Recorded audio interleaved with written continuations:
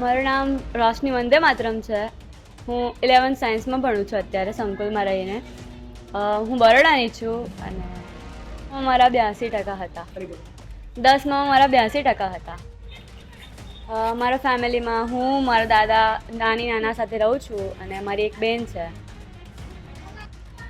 મારા ફાધર એટલે કે ફાધર ને મધર છે પણ એ લોકોને ડિવોર્સ થઈ ગયા છે એટલે એમના સાથે નથી રહેતી. જ્યારે હું નાની હતી ને ત્યારના એ લોકોને ડિવોર્સ થઈ ગયા હતા. મારું એવું ડ્રીમ છે કે હું સંકુલમાં રહીને એટલે અત્યારે 12થમાં સારા લાવું, પછી MBBS કરું અને સંકુલમાં જ રહીને હું મારું ડ્રીમ પૂરું કરું કે હું ડૉક્ટર બનું સંકુલની પહેલી. દરેકના જીવનમાં તકલીફો હોય છે પણ જેમ મારો સહારો સંકુલ છે તેમ